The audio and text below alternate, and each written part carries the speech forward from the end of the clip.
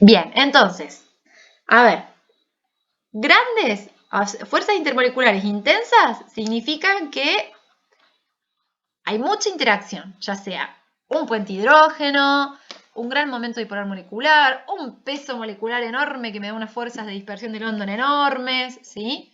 Por ejemplo, los aceites, el aceite con el que cocinamos, justamente puedo cocinar con aceite porque cuando lo pongo en la plancha no se evapora, no pasa al estado gaseoso. Y eso se debe a que son moléculas de hidrocarburos muy largas, donde lo que más predomina son las fuerzas de dispersión de London porque tienen grandes pesos moleculares, ¿sí? Entonces, vamos a intentar responder a lo que dice el ejercicio 13. Bien, ¿cuáles de las siguientes propiedades indican fuerzas moleculares intensas? Bien, dejemos el A para el final. Empecemos por el B. Presión de vapor muy baja. ¿Qué opinan? Una presión de Que vapor... Sí, perdón. implica fuerzas intensas. ¿Cómo? Que sí, que implica fuerzas intensas. Exacto. Fíjense, si yo pongo un líquido, ¿sí? A y B, ¿sí?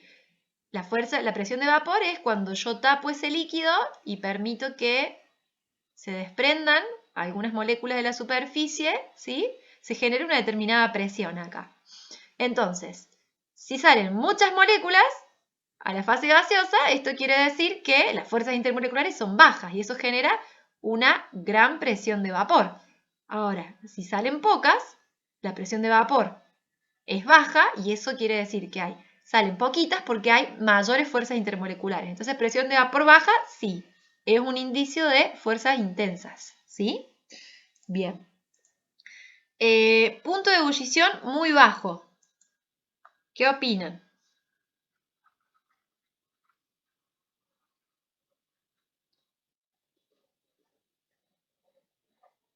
Tendría que tener bajas fuerzas. Exacto. Si tengo un punto de ebullición bajo, significa que debo entregar menor energía respecto a otro que tuviera un mayor punto de ebullición para pasar de la fase líquida a la fase gaseosa. ¿Sí? Entonces, exacto, esto no es un indicador de fuerzas intensas, es un indicador de fuerzas débiles. ¿Sí? Bien, el D dice punto de ebullición, no, perdón, viscosidad muy baja. ¿Sí? ¿Qué opinan de este? No podría ser porque es como explicó antes que va a fluir con más facilidad, digamos. Exacto, viscosidad baja, habíamos dicho que a mayor viscosidad era mayor resistencia a fluir, porque estaban como más agarradas entre sí. Entonces, viscosidad baja significa que fluye tranquilo, por lo cual no es un indicador de fuerzas intensas, ¿sí? Y ahora vamos al último. No sé qué han visto de tensión superficial. ¿Han llegado a ver algo de este concepto?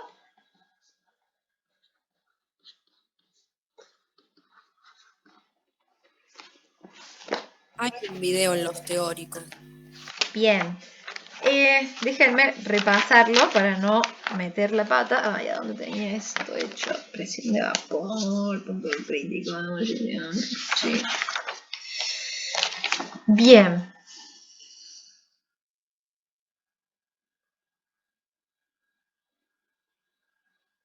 Bien, para entender el concepto de tensión superficial hay que entender esto. Los líquidos tienden a tener una superficie lisa, excepto, ¿sí? Digamos, si yo tengo un líquido en un recipiente, si yo tengo agua, bueno, en todo el interior o al medio del recipiente va a ser lisa, ¿sí? Por más que a los costados va a haber ese pequeño menisco, pero porque estamos cerca de el vidrio. Bien, si yo voy y miro microscópicamente esto, ¿qué vería yo? Y bueno, si yo voy y hago un super zoom de esto, en la superficie vemos moléculas que van a estar rodeadas por abajo, ¿sí? Pero no van a estar rodeadas por arriba. ¿Estamos? Mientras que las moléculas que están, por ejemplo, si yo agarro a esta molécula que está en el seno del líquido, ¿sí? Está rodeada e interaccionando con muchas moléculas, ¿sí? Digamos que la situación de menor energía, por así decirlo, es estar rodeado de muchas moléculas. Estar en la superficie hace que estas moléculas estén parcialmente rodeadas, ¿sí? Entonces, digamos que subir una molécula a la superficie o expandir la superficie, ¿sí? Implica una situación que cuanto mayor sean las fuerzas intermoleculares, mayor energía debe tener que entregar para, por así decirlo, que se pueda expandir la superficie de un líquido, ¿sí? No sé si eso se entiende.